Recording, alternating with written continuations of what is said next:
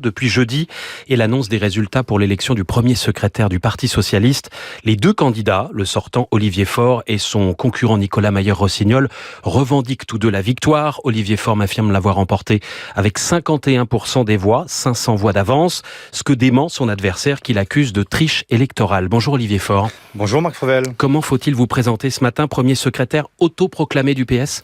Écoutez, vous avez des gens qui pensent qu'un bon congrès est un congrès qui se passe mal. Moi, je pense l'inverse. Je pense que nous avons au contraire à adresser un message d'espoir aux Françaises et aux Français.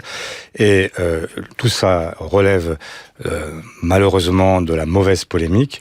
La réalité, c'est qu'il y a eu plusieurs votes, qu'ils vont tous dans le même sens. Il y a eu d'abord... Plusieurs votes ? Plusieurs décomptes ? Non, plusieurs votes. Ouais. Il y a eu un vote sur l'orientation où j'ai réalisé un score de 49%. Avec une majorité au Conseil national et une majorité des délégués au Congrès. Il y a eu aussi un vote sur le rapport d'activité qui a été approuvé à 57% et seuls 20% l'ont rejeté. Et il y a maintenant eu un vote aussi sur le premier secrétaire que j'ai remporté à 51%. Vous n'avez pas de doute là-dessus, c'est vous le patron. Mais je n'ai aucun doute là-dessus. Et ça ne veut pas dire que, en fait, tout aille bien et qu'il ne faille pas maintenant avancer et chercher à rassembler l'ensemble des socialistes. Mais il y a une réalité électorale. Et quant aux contentieux qui existent, il existe toujours des contentieux électoraux. Ils ont été largement étudiés par la commission de recollement. Et ce qui a été dit hier et que je vous rappelle et que je vous confirme, c'est que l'ensemble des procès-verbaux de l'intégralité des votes sont à la disposition de la presse. Et donc, vous pouvez venir vous-même vérifier et regarder comment nous avons procédé. Et donc, il y a un résultat qui est incontestable. Votre adversaire affirme que cette commission de récollement, c'est celle qui est chargée de vérifier les bulletins, n'a pas fini son travail hier car vous l'auriez court-circuité en annonçant votre victoire. Elle dit que la moitié des fédérations n'a pas été examinée. Est-ce que c'est le cas ? Pas du tout. En fait, toutes les fédérations ont été examinées, tous les bulletins ont été comptés. Toutes les fédérations ayant un contentieux ont été vérifiés. En fait, vous avez des procès-verbaux qui sont approuvés par l'ensemble des mandataires, donc par ceux qui représentent dans chaque département l'ensemble des candidats. Et donc, c'est une section du contentieux, si vous voulez. En fait, elle vérifie si les accusations qui sont portées contre tel ou tel scrutin sont valides ou pas. Et donc, il y a des critères qui sont assez faciles à comprendre. Tout ce qui est contraire aux bonnes mœurs, c'est-à-dire intimidation, menace, ou quand il y a eu non-respect des statuts parce que il y a eu des votes qui ont été enregistrés avant même que les assesseurs aient pu le constater. Tout ça a été retiré et donc vous avez un résultat qui correspond à on a purgé les défauts. Il n'y aura donc pas de nouveau décompte et pas de nouveau vote des militants au Parti socialiste. Il y aura un vote des délégués au Congrès qui sont là pour approuver ou désapprouver le résultat final. Olivier Faure, votre adversaire Nicolas Mayer-Rossignol dénonce donc des fraudes massives. Vous y avez fait allusion il y a un instant. Attendez, juste un instant. Il s'adresse à vous, si vous le permettez. Olivier Faure, on va l'écouter, vous lui répondrez juste après ? Si vous voulez.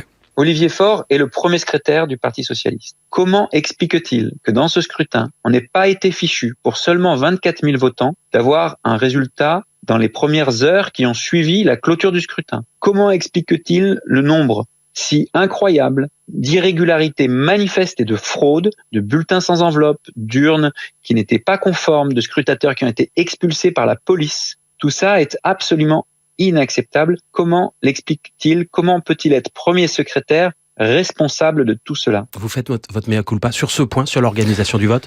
Mais écoutez, d'abord, moi je ne suis pas, nous ne sommes pas dans une organisation, ce sont les fédérations qui organisent le vote, et je renvoie Nicolas Mayer-Rossignol à sa propre fédération, il parle d'urne en carton, etc., c'est pareil partout.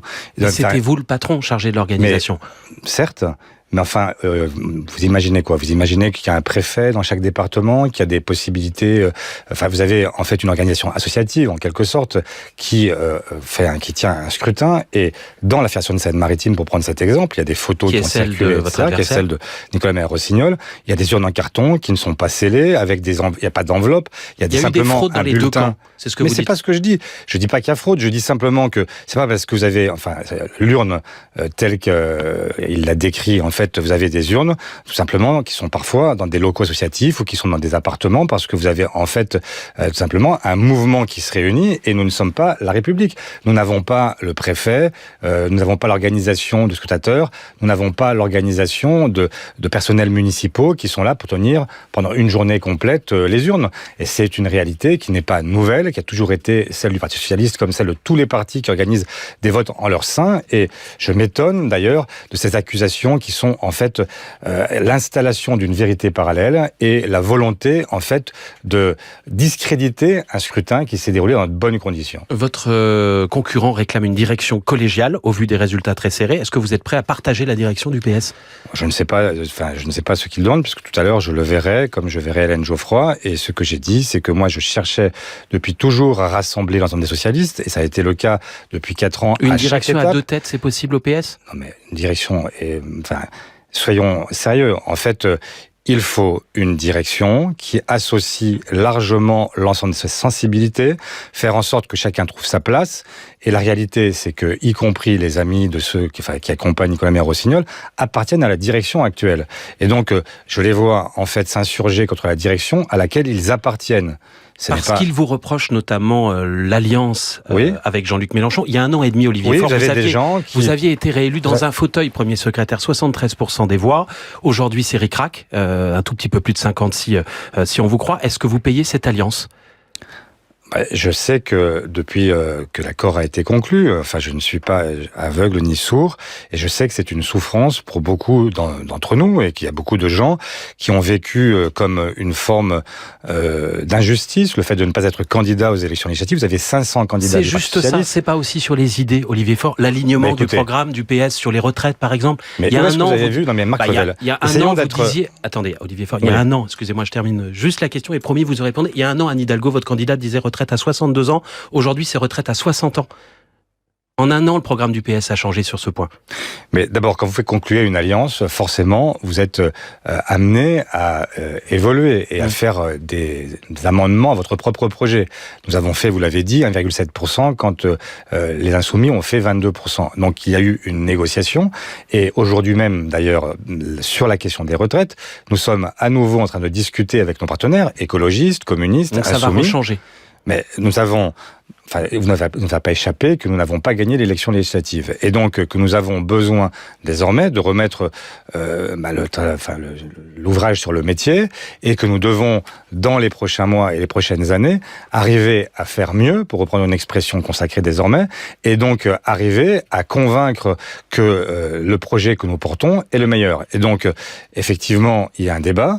Moi, je considère que l'âge légal, ça n'est pas forcément l'âge effectif, que c'est un objectif qu'il faut se fixer, et que ça dépend aussi beaucoup du nombre d'années de cotisation.